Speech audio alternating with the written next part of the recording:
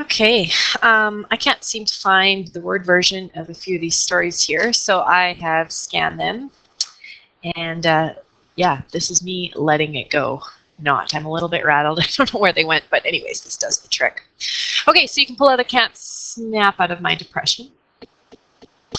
Number one, what does the author say? She kept her illness a secret from her family and friends. Okay, so we've talked about, and Landon Wade also talked about the term stigma, right? And how and this is coming directly from a story, how there is a deeply ingrained belief in our society that mental illness is a form of personal weakness. So you can decide what you think about that. I think that's definitely becoming less so today, but it certainly still exists. So it's quite possible that the author did not want to appear weak to her family and friends. It's hard to talk about, right? And knowing how to discuss these kind of matters, I think, can be difficult for those who are suffering with mental illness. So symptoms that this individual is experiencing, she said that she was formerly productive. Now she feels like she's incapable. She feels like a black swamp, heavy, wet, wet oozing her down, struggling through most of winter. Okay, I think seasonal affective disorder is still a form of mental illness, but it's something that is quite common, especially in Canada when we have long, dark, cold days. I know one of my good friends and my hairdresser, actually, they have some sort of a light. I'm just going to look to see what it's called here. Anyways, this is way off topic, but it still relates. So there are these Himalayan glow lights, and you can get them anywhere. This is on Amazon, Canadian Tire, Costco, and they're basically just to provide more light in your life when the days are long, dark, and cold, and then it's supposed to promote better sleep at the end of the day. I don't have one. I can't advocate for them, but you may know someone who has one, and that is probably the reason.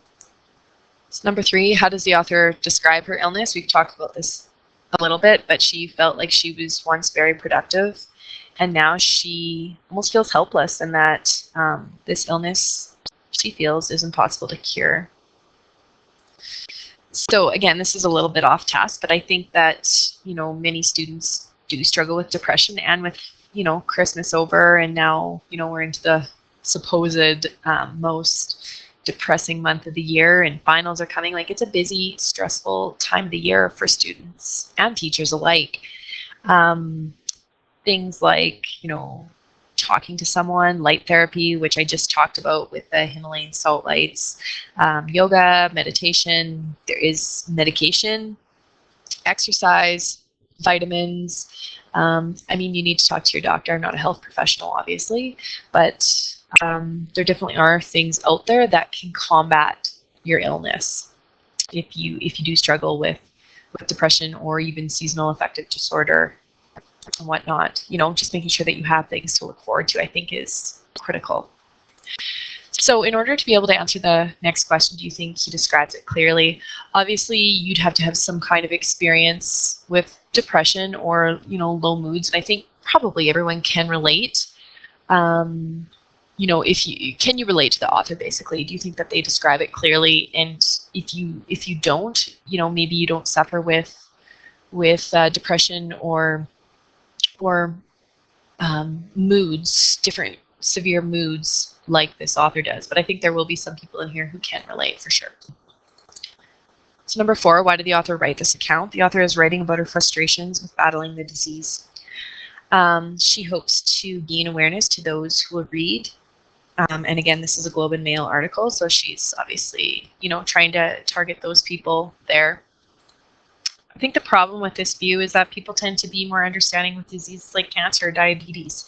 And my question to you is, why is there a difference, right?